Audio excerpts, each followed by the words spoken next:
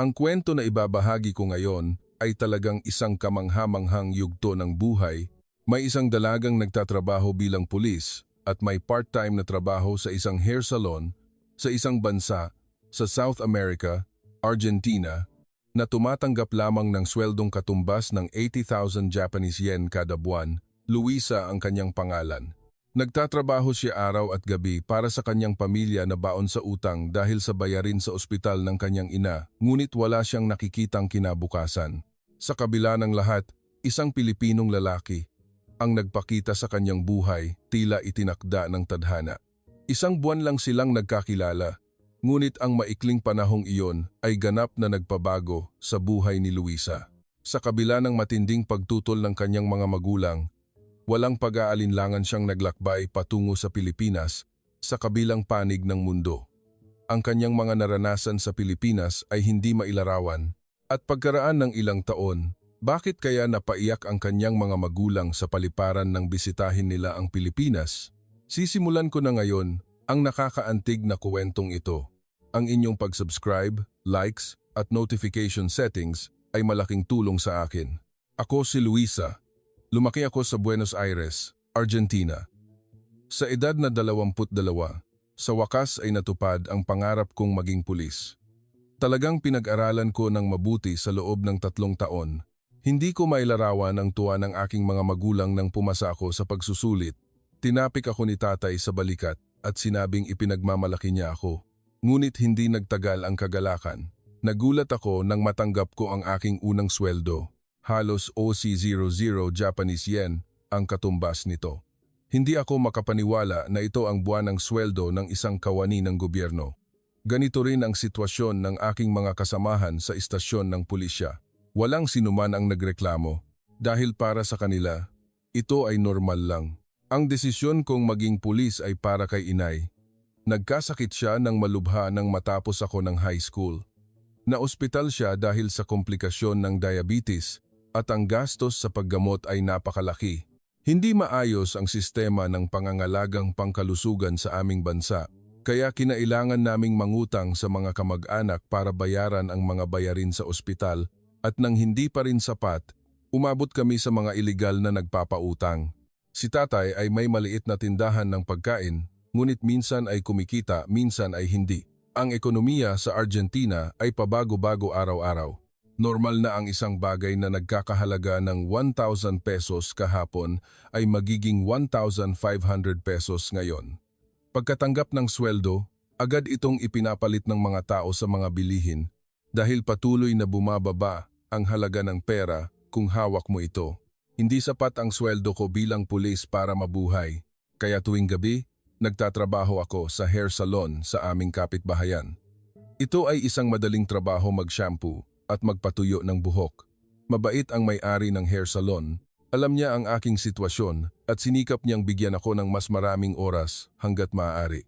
Minsan, mula alas 6 ng umaga hanggang alas 3 ng hapon ay nasa istasyon ng pulisya ako, pagkatapos ay didiretso sa hair salon at magtatrabaho hanggang alas 10 ng gabi.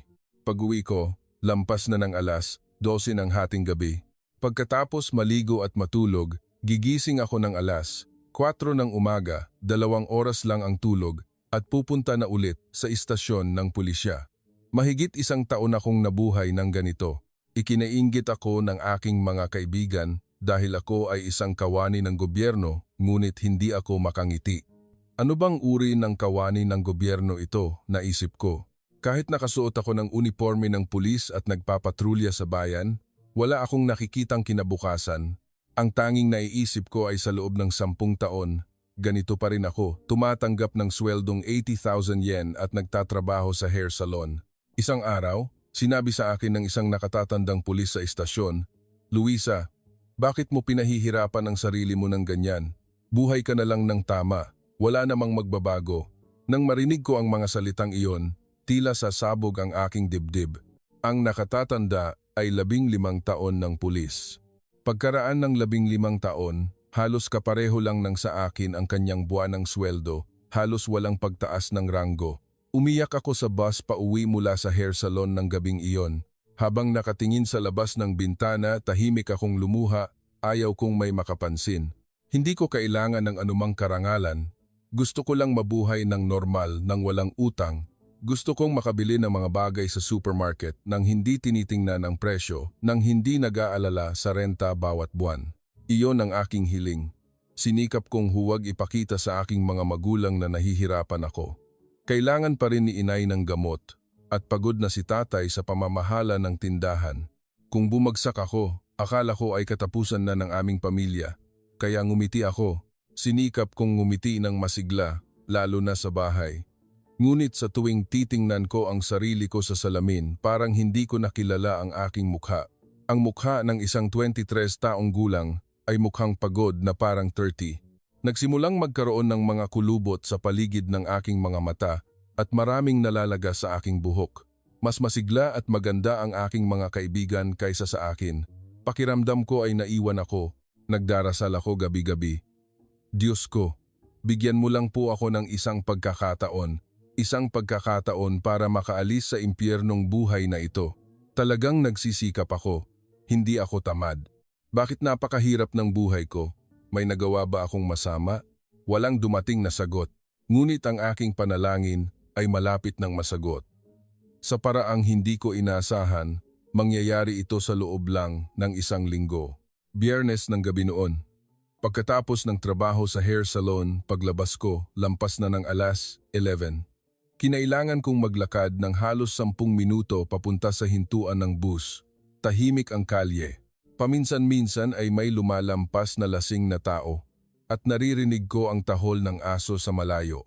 Pagod na ako at halos gumagapang na sa paglalakad. Nang araw na iyon, nanginginig ang aking mga paa. Dahil nakatayo ako sa istasyon ng pulisya buong umaga at nakatayo rin sa hair salon. Ang takong ng sapatos ko ay pudpod na at umiingit sa bawat hakbang. Nagsimula nang makita ang hintuan ng bus. Malapit na ako, naisip ko. Nang sandaling iyon, bigla kong narinig ang ingay ng kalansing sa itaas ng aking ulo. Pagtingin ko, nakita ko ang isang lumang karatula na yari sa bakal na nanginginig. Lumuwag yata ang tornilyo o malakas itong inuga ng hangin. Instinctively, naramdaman ko ang panganib. Kailangan kong lumayo ng mabilis, naisip ko. Ngunit hindi sumusunod ang aking katawan. Pagod na ako at mabagal ang aking reaksyon. Lalo pang tumagilid ang karatula at nakatayo lang ako doon, tulala, nakatitig. Sa mismong sandaling iyon, biglang may humila ng mahigpit sa aking braso. Mabilis akong bumagsak sa gilid at agad kong narinig ang malakas na kalabog sa likuran ko. Nahulog ang karatula.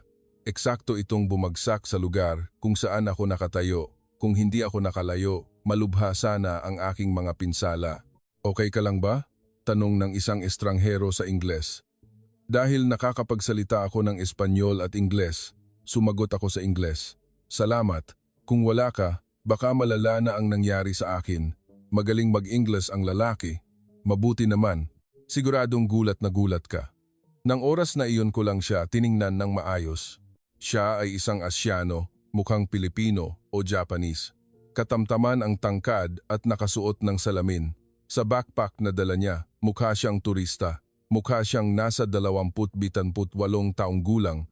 Ako, si Marco Reyes, mula ako sa Pilipinas. Nakipagkamay siya, naglahad din ako ng kamay. Luisa, taga rito ako. Maraming salamat talaga. Sakto namang dumating ang bus sa hintuan. Kailangan kong sumakay sa bus na iyon. Bus ko na yan, sabi ko. Sinubukan ding sumakay ni Marco sa parehong bus. Pauwi na rin ako sa aking tinutuluyan. Pwede ba tayong sumabay? Sumakay kami sa bus ng magkasama. Habang naghihintay sa hintuan ng bus, nagsimula kaming mag-usap. Ito ba ang una mong pagkakataon sa Buenos Aires? Tanong ko. Tumango si Marco. Oo, ngayon lang ako dumating. Plano kong maglakbay sa South America sa loob ng 1 buwan at Buenos Aires ang una kong destinasyon. 1 buwan? Nagulat ako. Mahabang bakasyon iyan. Ngumiti si Marco. Binigyan ako ng kumpanya ko ng refresher leave. Gusto kong maglakbay ng matagal sa South America na matagal ko nang gustong puntahan. Nainggit ako. Naisip ko, napakabait naman ng kumpanyang nagbibigay ng 1 buwang bakasyon. Dumating ang bus at sumakay kami. Bakante ang bus. Umupo kami sa likuran. Habang nakatingin sa labas ng bintana, sabi ni Marco, "Gabi na pero ang daming tao." Sumagot ako, "Marami pa rin kasing nagtatrabaho sa ganitong oras, tulad ko." "Anong trabaho mo, Luisa?" tanong ni Marco. "Pulis," sagot ko at nagulat ang ekspresyon ni Marco. "Talaga? Bakit ka mag-isa sa bus sa ganitong oras?" Nag-atubili ako sandali. Ngunit sa hindi malamang dahilan, gusto kong maging tapat kay Marco. Hindi sapat ang buwanang sweldo ko bilang pulis, kaya nagtatrabaho rin ako sa hair salon.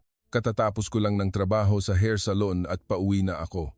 Naging seryoso ang ekspresyon ni Marco.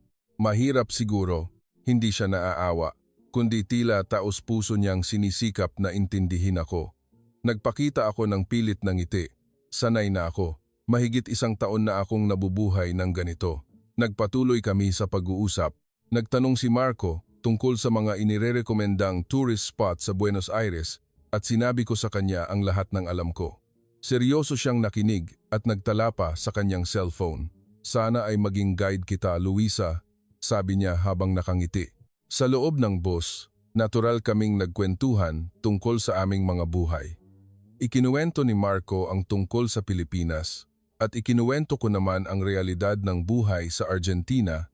Unti-unti kong naramdaman na gumaan ang aking loob.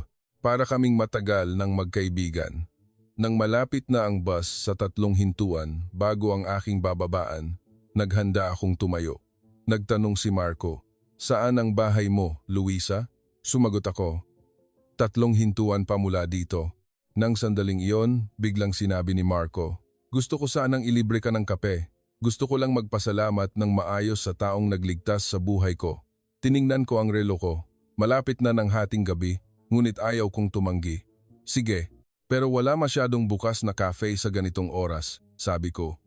Nagtanong si Marco, "May alam ka bang lugar?" Nag-isip ako sandali.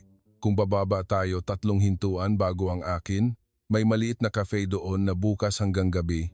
"Sige, doon tayo bumaba," sabi ni Marco. Nagulat ako. "Pero saan ang tinutuluyan mo? Sabi mo, sasakay ka sa bus na ito." Ngumiti si Marco. "Ang tinutuluyan ko ay 10 hintuan pa mula dito. Pero okay lang. Pero hindi ba't salungat na direksyon iyon? Hindi ba't masyadong malayo?" Pag-aalala ko. Umiling si Marco. "Okay lang. Gusto kong makipag-usap sa iyo, Luisa. Magta-taxi na lang ako pauwi." Naramdaman ko ang kanyang sinseridad.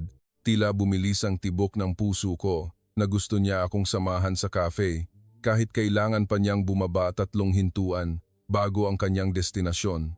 "Sigurado ka ba talaga?" tanong ko ulit.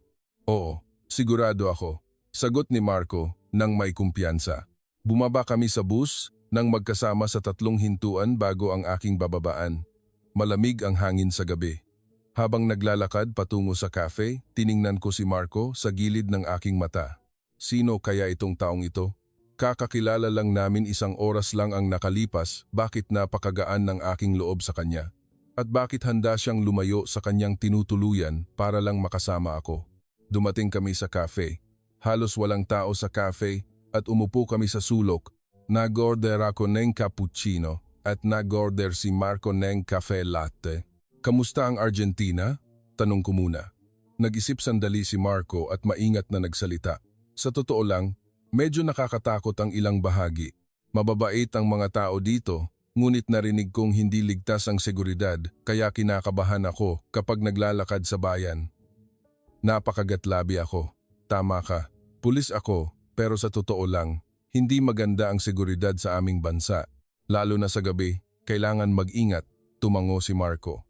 "Kaya bakit ka naglalakad mag-isa, Luisa? Delikado iyan." Mas detalyado kong ipinaliwanag ang aking sitwasyon. Ang dami naming utang dahil sa bayarin sa ospital ng aking ina, na ang buwanang sweldo ng isang pulis ay katumbas lang ng 100,000 yen. Tahimik na, nakinig si Marco sa aking kwento. Hindi niya ako inistorbo. Tumango lang siya habang nakikinig. "Kamusta naman sa Pilipinas?" tanong ko.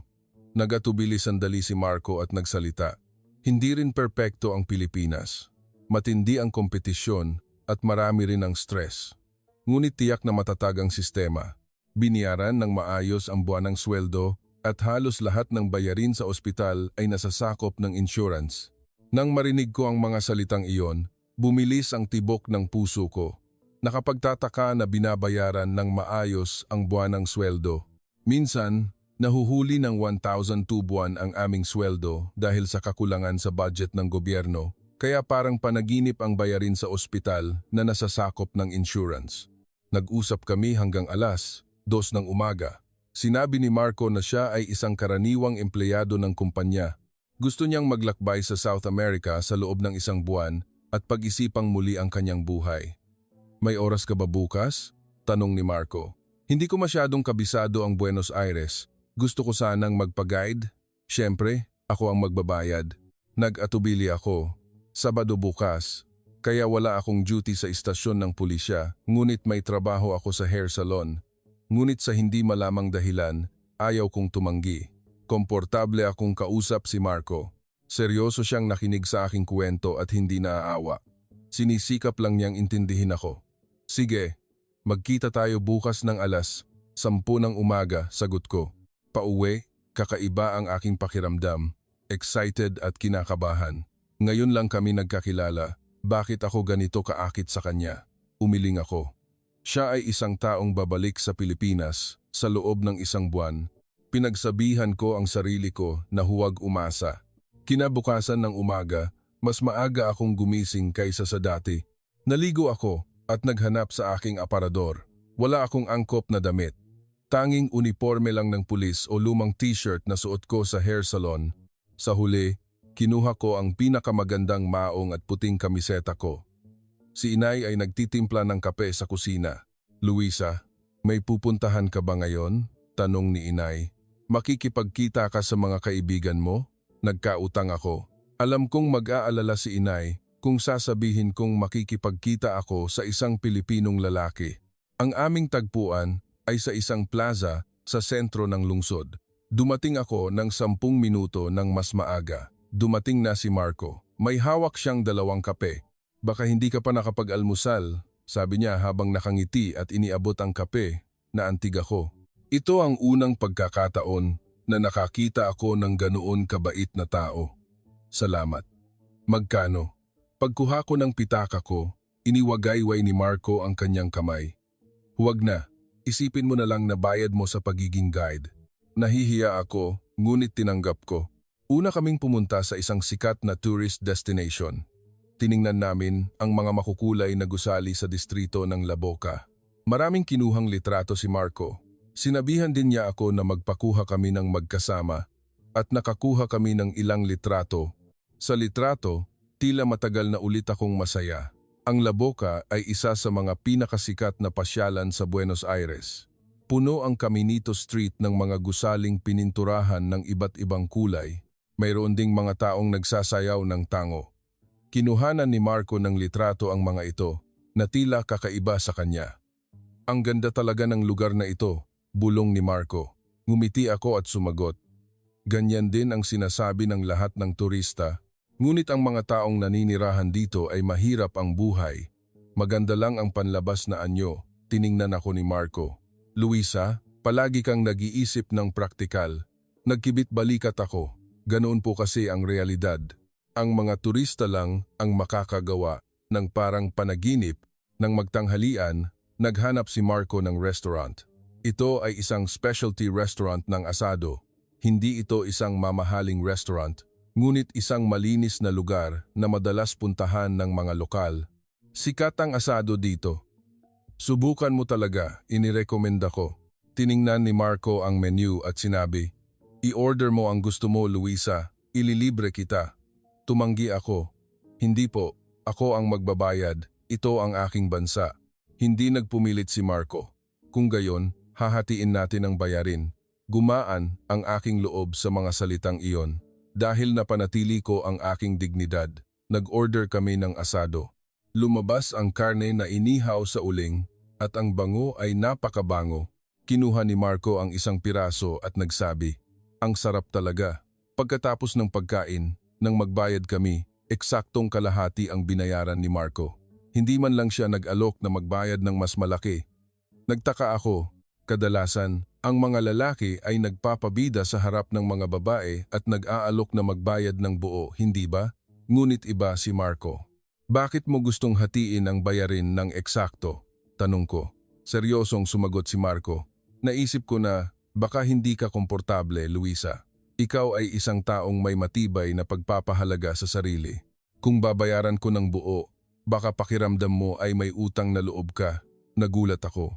Nakapagtataka na ang taong kakikilala ko pa lang ay ganoon ako naiintindihan. Tama siya. May matibay akong pagpapahalaga sa sarili. Mahirap ako, ngunit ayaw kong mamalimos. Alam iyon ni Marco. Pagkatapos ng tanghali, pumunta kami sa bookstore.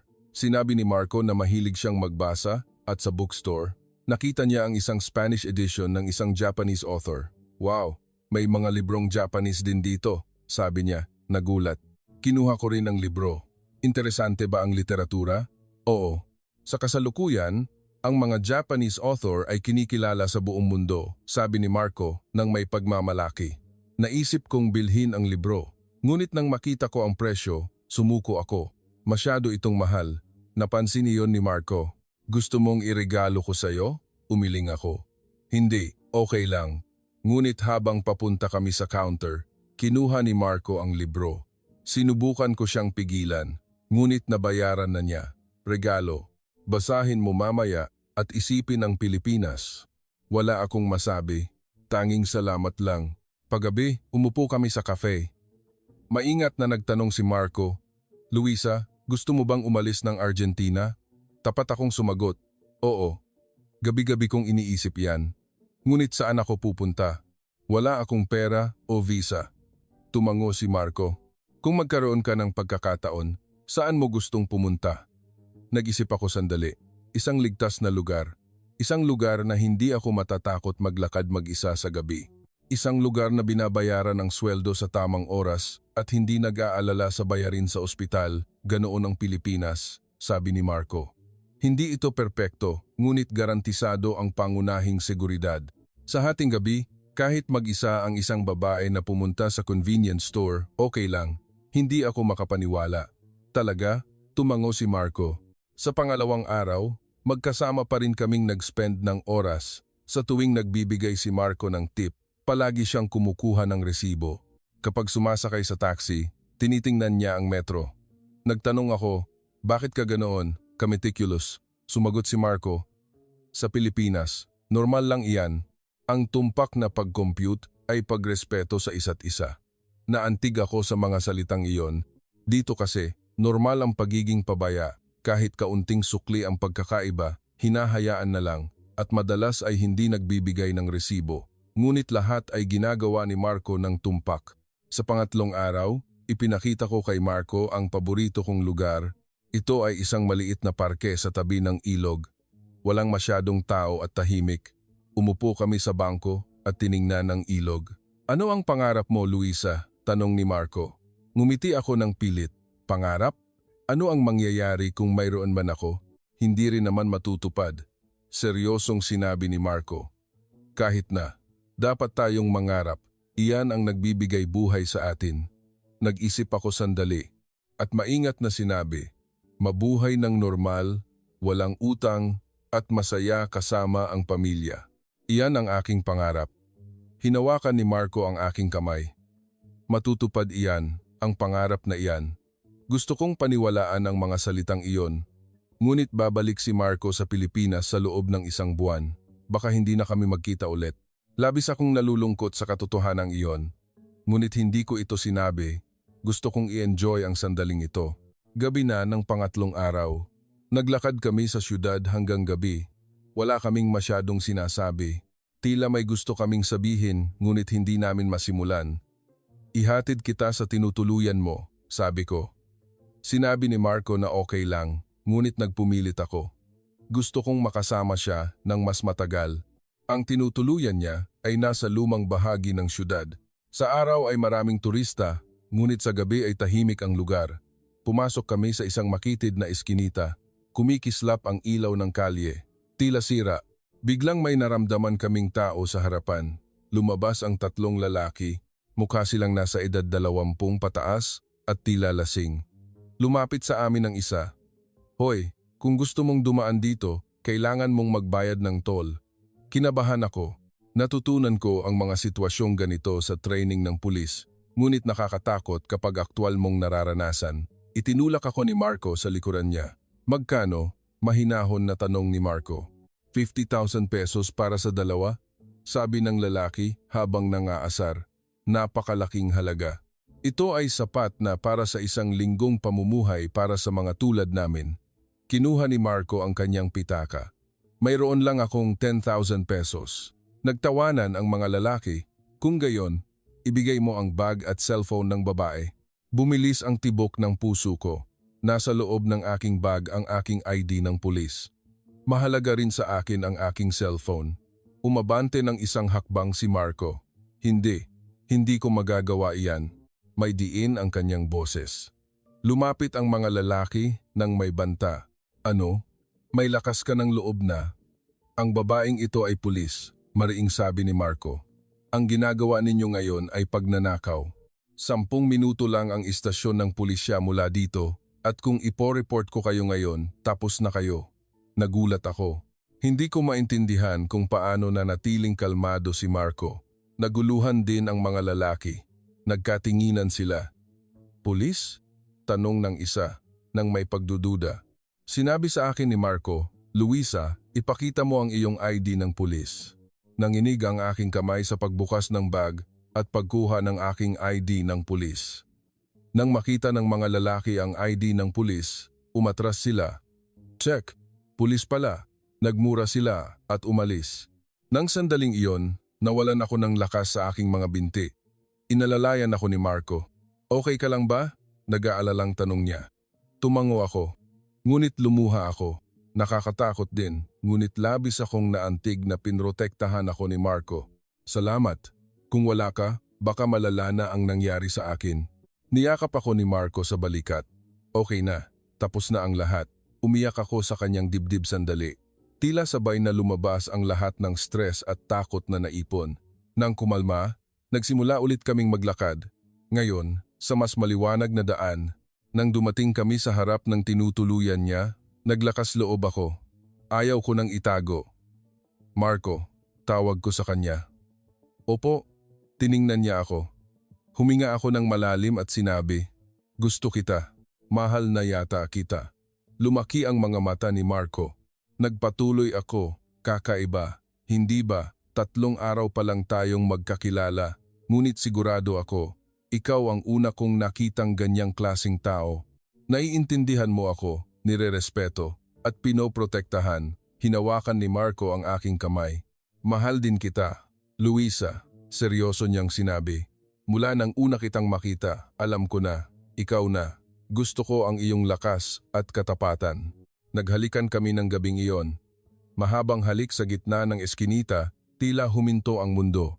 Naisip ko, ganoon ba ako kasaya? Sabi ni Marco, iki-cancel ko ang lahat ng natitira kong plano sa paglalakbay. Gusto kong manatili sa Buenos Aires sa loob ng 1 buwan at mag-spend ng oras sa iyo, Luisa. Nagulat ako. Pero hindi mo ba gustong puntahan ang ibang bansa? Mas mahalaga ka, Luisa, mariing sabi ni Marco. Pinipili kita kaysa sa paglalakbay. Umiyak ulit ako. Ngayon ay luha ng kaligayahan. Nang gabing iyon, pag-uwi ko, hindi ako makatulog. Bumababa ang puso ko. Hindi ko inakala na mangyayari ang ganito sa aking buhay. Si Marco ang nagbigay sa akin ng pag-asa. Sa unang pagkakataon, tiningnan ko ang hinaharap ng maliwanag. Ang sumunod na 1 buwan ay ang pinakamasayang panahon sa aking buhay. Talagang kinansel ni Marco ang lahat ng kanyang plano sa paglalakbay at nanatili sa Buenos Aires. Halos araw-araw kaming nagkikita. Sa mga araw na may duty ako sa istasyon ng pulisya, nagkikita kami pagkatapos ng duty at sa mga araw na nagtatrabaho ako sa hair salon, naghihintay si Marco sa isang cafe malapit sa tindahan. Paminsan-minsan, nakikita ko si Marco na nagbabasa ng libro habang nakatingin sa akin mula sa labas ng salamin ng hair salon. Sa tuwing nakikita ko siya, umiinit ang aking dibdib. Sinikap ni Marco na lubos na maintindihan ang aking araw-araw na buhay. Isang araw, matapos ang isang mahirap na araw sa istasyon ng pulisya, inalo ako ni Marco. Luisa, napakagaling mong tao. Hindi ka sumusuko kahit sa ganoong kahirap na sitwasyon. Umiling ako. Hindi ako magaling, Wala lang akong magawa. Hinawakan ni Marco ang aking kamay. Mahirap talagang mabuhay. Nang tapat sa mahirap na sitwasyon, dapat kang ipagmalaki. Ang kanyang mga salita ay nagbigay ng ginhawa sa akin. Hindi ako kinilala ng sinuman sa buong buhay ko, ngunit minahal ako ni Marco kung sino ako. Alam niya ang lahat ng tungkol sa aking kahirapan at mga paghihirap, ngunit pinili niya ako. Nang malapit nang matapos ang isang buwan, seryosong sinabi ni Marco, "Luisa, may gusto akong sabihin sa'yo." Nakaupo kami sa parehong cafe kung saan kami unang nagkita. Kinabahan ako. Akala ko ay aayawan niya ako. "Gusto mo bang pumunta sa Pilipinas kasama ako?" Tanong ni Marco. Nagulat ako. "Ha?" Mahigpit na hinawakan ni Marco ang aking kamay. "Magpakasal tayo. Sumama ka sa Pilipinas at magsimula tayo ng bagong buhay." Nawalan ako ng imik. Napakabilis ng kanyang proposal. Pero pulis ako. May trabaho ako sa gobyerno at nandito ang buhay ko. Tumango si Marco. "Alam ko, hindi ito madaling desisyon, kaya bibigyan kita ng oras. May mga magulang din ako at mga kaibigan. Paano ko iiwan ang lahat?" sabi ko. Hindi nagpumilit si Marco. "Pag-isipan mo lang ng mabuti. Kailangan kong bumalik sa Pilipinas, ngunit hihintayin kita hanggat kailangan." Nang gabing iyon, hindi ako makatulog. Patuloy na umiikot sa aking isipan ang proposal ni Marco. Ang ibig sabihin ng pagpunta sa Pilipinas ay ang iwan ang lahat. Ngunit ang manatili dito ay nangangahulugan ding mabuhay ng ganito kahirap sa buong buhay ko. Isang linggo pagkatapos, bumalik si Marco sa Pilipinas. Nang magpaalam kami sa airport, umiyak ako. "Hihintayin mo ako, hindi ba?" tanong ko. Ngumiti si Marco at sumagot, "Oo naman." Hindi magbabago ang damdamin ko. Pag-alis ni Marco, naramdaman ko ang kawalan. Tila panaginip ang isang buwang magkasama kami, ngunit araw-araw na nakikipag-ugnayan si Marco. Pagkagising sa umaga, may text message at sa gabi, nagvi-video call kami. "Kamusta ang araw mo?" tanong ni Marco at ikinuwento ko ang aking araw. Mahirap, sinigawan ako ng aking amo sa istasyon ng pulisya. Inalo ako ni Marco. "Kaunting tiis pa. Malapit ka nang makapunta dito at mabuhay ng komportable." Pagkaraan ng 2 buwan, nagdesisyon ako. Walang magbabago kung mananatili ako dito. Naisip ko na marahil ay makakapagsimula ako ng bagong buhay kasama si Marco. Tinawagan ko si Marco. "Marco, pupunta ako sa Pilipinas." Nang sabihin ko iyon, lumiwanag ang boses ni Marco. "Talaga? Talaga bang pupunta ka?" Ngumiti ako at sumagot, "Oo. Kung tutuparin mo ang iyong pangako, ako na ang maghahanda ng lahat." "Kailangan mo lang maghanda ng visa, Luisa," sabi ni Marco. Bumilis ang tibok ng puso ko. Sa wakas, magbabago na ang buhay ko. Ngunit ang pinakamahirap ay ang sabihin sa aking mga magulang. Nag-isip ako sandali at isang gabi, maingat kong sinabi sa aking mga magulang, "Inay, tatay, may gusto akong sabihin." Umupo ako at sinabi ng nanginginig ang boses, "Gusto kong pumunta sa Pilipinas." Nakakita ako ng isang Pilipinong lalaki at nagdesisyon akong magpakasal. Biglang katahimikan. Nauna si tatay na magsalita. Nakatitig sa akin si inay na maputla ang mukha. "Luisa, ano ang sinasabi mo?" Ipinaliwanag ko ang lahat mula sa simula. Kung paano kami nagkakilala ni Marco at kung ano ang nangyari sa loob ng isang buwan. "Hindi," mariing sabi ni tatay. "Pupunta ka sa kabilang panig ng mundo, kasama ang isang lalaking kakilala mo pa lang ng ilang buwan? Baliw ka ba?" Umiyak si inay. "Luisa, pakiusap, magising ka. Paano mo malalaman kung mabuting tao ang lalaking iyon?" Inasahan ko ang reaksyong iyon, ngunit masakit sa dibdib. Mabuting tao po si Marco. Talagang mahal niya ako at nirerespeto. Sumigaw si tatay, "Pag-ibig? Anong pag-ibig sa loob ng ilang buwan? Niloloko ka niya." "Tatay, hindi po ako niloloko." Seryoso po si Marco, ipinagtanggol ko, ngunit hindi nakinig si tatay. Hinding-hindi. Habang buhay ako, hinding-hindi ko papayagan. Nang gabing iyon, umiyak ako mag-isa sa aking kwarto. Tinawagan ko si Marco at ipinaliwanag ang sitwasyon. Mariing tumututol ang aking mga magulang. Ano ang gagawin ko? Mahinahong sinabi ni Marco, "Pupunta ulit ako. Kakausapin ko mismo ang iyong mga magulang at susubukang kumbinsihin sila, talaga? Pero mahal ang tiket sa eroplano, hindi ba? Pag-aalala ko, ngumiti si Marco. Kahit ano para sa iyo, Luisa. Ipapakita ko sa kanila na seryoso ako. Isang linggo pagkatapos, dumating ulit si Marco sa Buenos Aires. Sinalubong ko siya sa airport at lumuha. Hanggang dito ay nagawa mo pa, sabi ko. Hinaplos ni Marco ang aking ulo. Normal lang iyan. Ikaw ang aking kinabukasan, Luisa. Nang gabing iyon, dumating si Marco sa aming bahay. Magalang siyang bumati sa harap ng aking mga magulang. Magandang gabi. Ako si Marco Reyes. Mahal ko si Luisa. Malamig na sumagot si tatay. Ikaw ba ang lalaking gustong kunin ng aming anak? Yumuko si Marco. Opo, humihingi po ako ng paumanhin. Ngunit mahal na mahal ko po si Luisa at gusto ko po siyang panagutan habang buhay. Pananagutan? Paano mo pananagutan? Tanong ni tatay. Kinuha ni Marco ang mga dokumentong inihanda niya.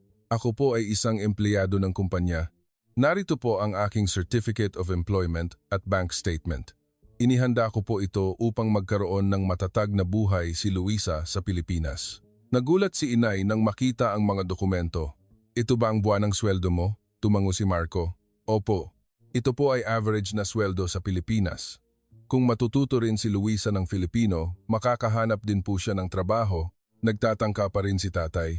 Hindi usap-usapan ang pera.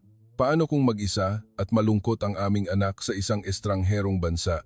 Seryosong sumagot si Marco, hinding-hindi ko po siya hahayaang malungkot. Handa na rin po ang aking pamilya na tanggapin si Luisa. Paano siya mabubuhay kung hindi siya marunong mag-Filipino? Nag-aalalang tanong ni inay. Ipinaliwanag ni Marco. Ako po ang magtuturo sa kanya. Bukod pa rito, maraming nagsasalita ng Espanyol sa Pilipinas. Mayroon ding komunidad ng mga taga South America, kaya hindi po mahirap para kay Luisa na mag-adjust. Nagpatuloy ang pag-uusap hanggang gabi. Buong katapatang sinagot ni Marco ang lahat ng tanong. Marahil ay naramdaman ang kanyang sinseridad. Dahan-dahang lumiwanag ang ekspresyon ng aking mga magulang. Bigyan mo lang kami ng isang linggo, sabi ni tatay. Kailangan din naming pag-isipan. Sa loob ng isang linggo, araw-araw na dumadalaw si Marco sa aming bahay. Tinutulungan niya si inay sa paghuhugas ng pinggan at tumutulong kay tatay sa tindahan. Unti-unti, bumukas ang puso ni tatay nang makita ang katapatan ni Marco. Mukhang mabait naman ang batang iyon, narinig kong sinabi niya kay inay. Tumango din si inay. Napakaswerte ni Luisa na nakakita ng ganyang lalaki. Pagkaraan ng isang linggo, pinayagan ako ng aking mga magulang, ngunit may kondisyon. Imbitahan mo kami sa Pilipinas pagkatapos ng isang taon ng inyong kasal. Gusto naming malaman kung talagang maayos ka. Niyakap ko ng mahigpit ang aking mga magulang. Opo, nangangako po ako. Nangako din si Marco. Tiyak na iimbitahan po namin kayo. Ipapakita po namin sa inyo ang masayang pamumuhay ni Luisa. Masaya ako ng gabing iyon. Sa wakas, magsisimula na ang aking bagong buhay. Pagkaraan ng 2 buwan, nakuha ko ang aking visa at binili ang tiket sa eroplano papuntang Pilipinas.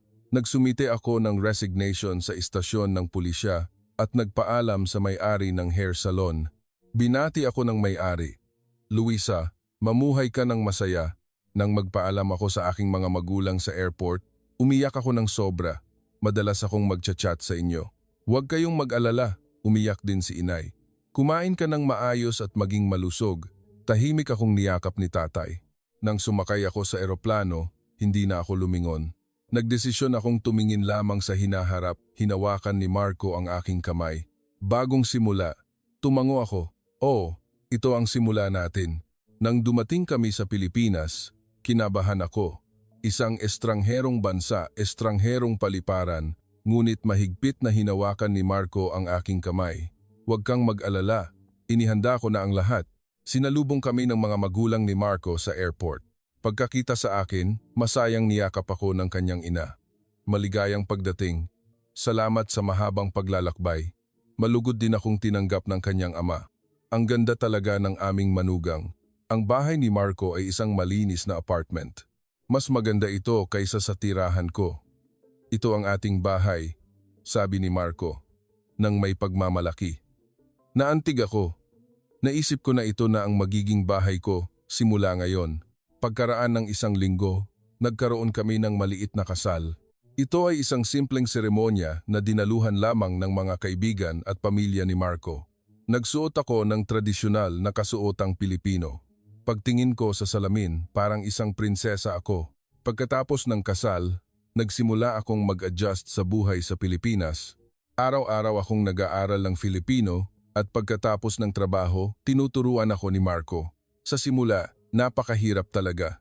Hindi ako marunong bumasa ng Tagalog at nahihirapan akong mamili sa supermarket. Ngunit patuloy akong nakaranas ng mga kamangha-manghang bagay. Isang araw, naiwan ko ang aking pitaka sa cafe. Nagmadali akong bumalik upang hanapin ito at nakita kong iniingatan ito ng cashier. Naisip ko na baka hinahanap ninyo, sabi ng cashier habang nakangiti at iniabot ang pitaka. Kung sa Argentina iyon, siguradong hindi na iyon babalik. Nagulat ako ng araw na iyon. Naisip ko, talagang matapat ang mga tao sa bansang ito. Isa pang gabi, kinailangan kong pumunta sa convenience store bandang alas 11 ng gabi. Nandoon si Marco sa trabaho, kaya kailangan kong mag-isa. Kinabahan ako. Hindi ko iyon maiisip sa Argentina. Ngunit paglabas ko, maliwanag ang kalye at normal na naglalakad ang mga tao. Pauwi mula sa convenience store, uminit ang aking dibdib. Ito ang seguridad. Ito ang buhay na pinakagusto ko. Isang lugar na hindi ako matatakot maglakad mag-isa sa gabi. Natupad ang buhay na ipinangako sa akin ni Marco. Nang 1 taon na ako sa Pilipinas, inimbitahan ko ang aking mga magulang. Inihanda ni Marco ang lahat ng gastos. Mula sa tiket sa eroplano hanggang sa tinutuluyan, gusto kong ipakita sa iyong mga magulang ang Pilipinas ng maayos, sabi ni Marco. Nang dumating ang aking mga magulang sa paliparan ng Pilipinas, labis akong natuwa. 1 taon na mula nang huli naming pagkikita. Pagkakita sa akin ni Inay, nagsimula siyang umiyak. Luisa, medyo tumaba ka. Mukhang kumakain ka ng maayos. Patuloy na nagulat si tatay habang naglalakad sa Pilipinas. Ang ganda talaga dito. Walang basura sa kalsada. Ipinagmalaki ko. Ipinagmamalaki ko ang bansang pinili ko sa aking mga magulang. Sa unang gabi, pumunta kami sa isang restaurant. Pagkatapos ng pagkain, nang lumabas kami, napansin ni Inay na naiwan niya ang kanyang bag sa restaurant. Naku po, nagmadali si Inay. Mabilis akong bumalik sa restaurant. Nasa parehong upuan ang bag. Walang sinuman ang gumalaw. Sinabi ng cashier, naisip ko na baka sa inyo iyan, kaya iniwan ko lang. Hindi makapaniwala ang ekspresyon ni Inay. Luisa, bakit ganoon ang mga tao dito? Ngumiti ako at sumagot, ganyan talaga sa Pilipinas. Sa simula, nagulat din ako. Sinabi ni tatay kay Marco, Manugang, napakagaling talaga ng bansang ito. Ibang-iba sa ating bansa. Sa pangalawang araw, dinala ko ang aking mga magulang sa isang abalang lugar sa Metro Manila. Lampas na ng alas 11 ng gabi, ngunit maliwanag ang kalye at abala sa mga tao. Nagulat si Inay nang makita ang mga dalagang naglalakad mag-isa. Luisa, naglalakad silang mag-isa. Nag-alala si Inay. Ipinaliwanag ko, ligtas dito kahit gabi. Naglalakad-lakad ako gabi-gabi. Hindi ako nakaramdam ng takot ni minsan. Lumabas ang luha sa mata ni tatay. Luisa, tawag ni tatay sa akin. Opo, tatay. Sagot ko. Hinawakan ni tatay ang aking kamay. Sapat na para sa akin ang katotohanang nabubuhay ka nang walang pag-aalala dito. Talagang tama ang iyong pinili. Umiyak ako ng tuloy-tuloy. Kinilala ni tatay ang aking pinili. Pinunasan din ni Marco ang kanyang luha sa tabi ko. Niyakap din kami ni Inay habang umiiyak. Nanatili ang aking mga magulang sa Pilipinas. Sa loob ng 1 linggo, pumunta sila sa ospital at sumakay sa LRT. Napakababa pala ng bayarin sa ospital dito. Nagulat si Inay. Lalo siyang nagulat nang ipinaliwanag ko ang sistema ng health insurance sa Pilipinas. Sa ating bansa, 10 beses pa ang babayaran natin sa halagang ito, napabuntong hininga si tatay. Luisa, mukhang hindi ka mag-aalala kung magkasakit ka dito. Tumango ako. Opo. Kaya gumaan ang aking loob. Nang araw na uuwi ang aking mga magulang, sa airport, sinabi ni Inay, Luisa, mamuhay ka ng masaya. Ito ang iyong tahanan ngayon, huwag kang mag-alala. Nagpasalamat din si tatay kay Marco. Manugang, pakiusap, alagaan mo ang aming anak. Pag-uwi ng aking mga magulang sa Argentina, nakumbinsi ako sa aking desisyon. Nalaman kong ang pagpunta sa Pilipinas ang pinakamahusay na desisyon sa aking buhay. Ngayon, talagang masaya ako. Sa ikalawang taon ng aming kasal, may nangyaring kamangha-mangha. Isang kasamahan ni Marco sa trabaho ang nagtatrabaho sa isang istasyon ng radyo at nang marinig niya ang aming kwento, gusto niya itong i-feature sa programa. Ang kwento ni Luisa ay talagang nakakaantig. Pwede ka bang lumabas sa radyo at magsalita? Tanong ni Marco. Nahihiya ako, ngunit pumayag ako sa pag-aakalang magiging practice ko rin sa Filipino. Live on radio broadcast. Nagtanong ang host, paano ka po nakapunta sa Pilipinas? Sumagot ako sa nanginginig na Filipino, nakilala ko ang aking asawa at minahal siya. Ang Pilipinas ay isang ligtas at mabuting bansa. Pagkatapos ng broadcast, mainit ang tugon. Sinabi ng mga tao na naantig sila sa aking kwento. At isang linggo pagkatapos, nakatanggap ako ng isang email. Mula ito sa isang kumpanyang nag-export ng Filipino content sa South America. Narinig po namin ang inyong radio interview, Luisa. Naghahanap po kami ng empleyado na magiging Spanish interpreter at translator. Gusto po ba ninyong mag-apply para sa interview? Hindi ako makapaniwala. Isang alok ng trabaho. Nang ipakita ko kay Marco, nagulat din siya. Luisa, napakagandang pagkakataon nito. Subukan mo.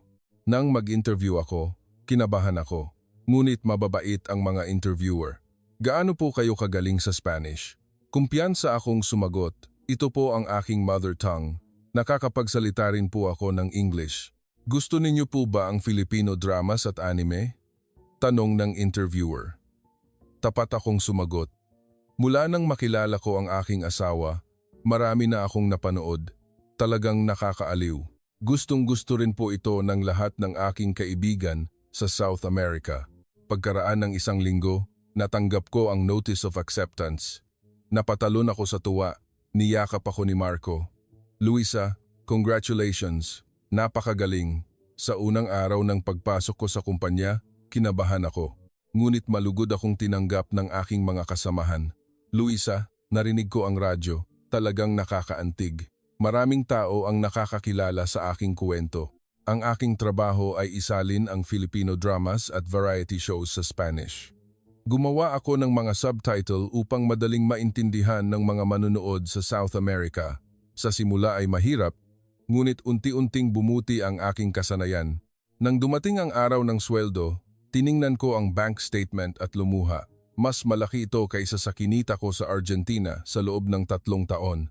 Hindi ako makapaniwala na mas malaki ang buwanang sweldo kaysa sa 3 taong kinita. Agad akong nagpadala ng pera sa aking mga magulang. Inay, tatay, gamitin ninyo po ang perang ito para lumipat sa mas magandang bahay. Umiiyak si inay sa telepono. Luisa, iyo bang lahat ang perang ito? Ipinagmalaki kong sumagot, opo, kinita ko po iyan. Pagkaraan ng 6 na buwan, lalo pang tumaas ang aking sweldo. Kinilala ng kumpanya ang aking kakayahan. Mahusay kong naiintindihan ang merkado ng South America at tumpak ang aking mga pagsasalin. Pinuri ako ng aking amo. Dahil sa iyo, Luisa, tumaas ang rating sa South America. Pagkaraan ng 1 taon, binilhan ko ang aking mga magulang ng bagong bahay sa Argentina. Nabayaran ko rin ang lahat ng kanilang utang. Ako rin ang nagbayad ng bayarin sa ospital ni inay. Sinabi ni tatay sa telepono, Luisa, ikaw ang nagligtas sa aming pamilya. Umiyak ako.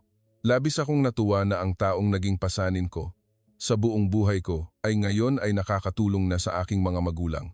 Niyakap ako ni Marco sa tabi. Luisa, napakagaling mo talaga. Ang bagong bahay ng aking mga magulang ay nasa isang magandang lugar sa Argentina. Ipinagmalaki nila ito sa kanilang mga kaibigan. Ang aming anak ay nagtagumpay sa Pilipinas. Mayroon siyang Pilipinong manugang. Naging sikat ang aking mga magulang sa kanilang kapitbahayan. Tinawag silang mag-asawa na may Pilipinong manugang. Iningit sila ng mga kaibigan ni inay. Naku, napakaganda ng iyong anak. Sana ang aking anak ay makakita rin ng Pilipinong lalaki.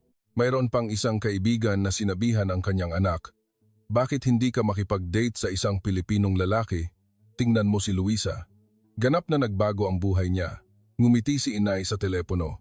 Luisa, dahil sa'yo, pinahahalagahan ako sa aming kapitbahayan. Ipinagmalaki ko. Dahil napatunayan ko na tama ang aking pinili, paminsan-minsan nakikipag-ugnayan ang aking mga kaibigan sa Argentina. Luisa, gusto mo talaga ang Pilipinas, hindi ba? Gusto ko ring pumunta.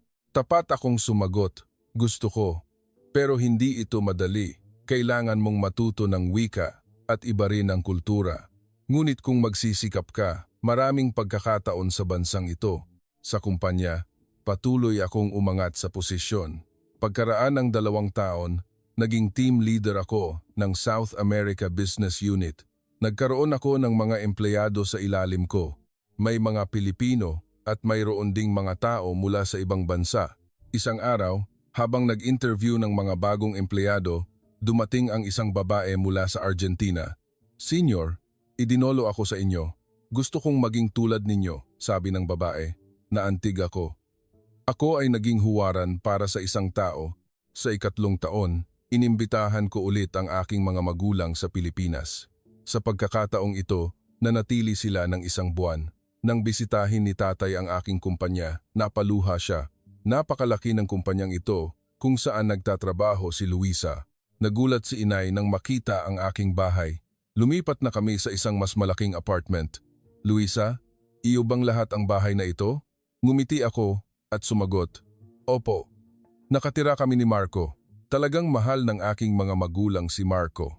Manugang, maraming salamat. Binago mo ang buhay ng aming anak.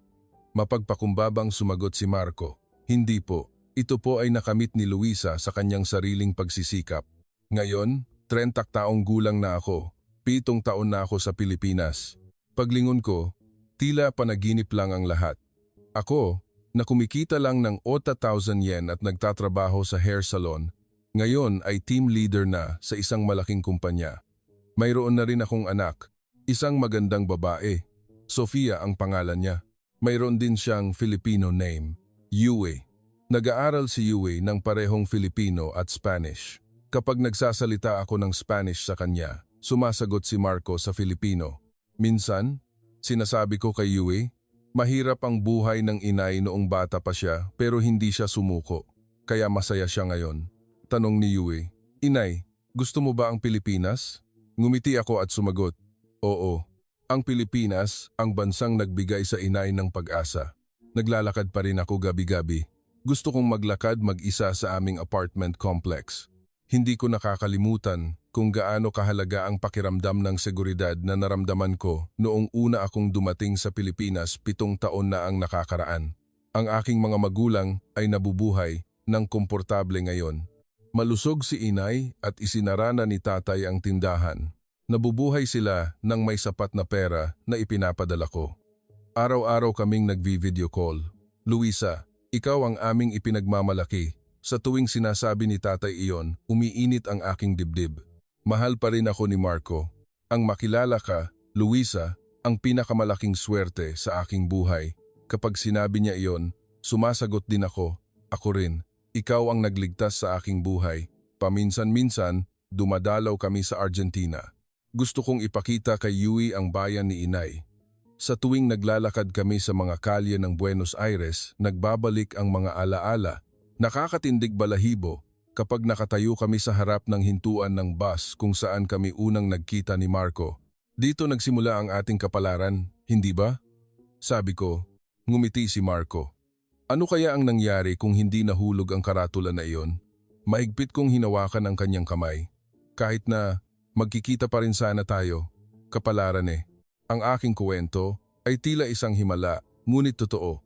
Ang kwento ng isang pulis na babae mula sa Argentina na kumikita lang ng 80,000 yen na nakahanap ng bagong buhay sa Pilipinas. Hindi ito kwento ko lang.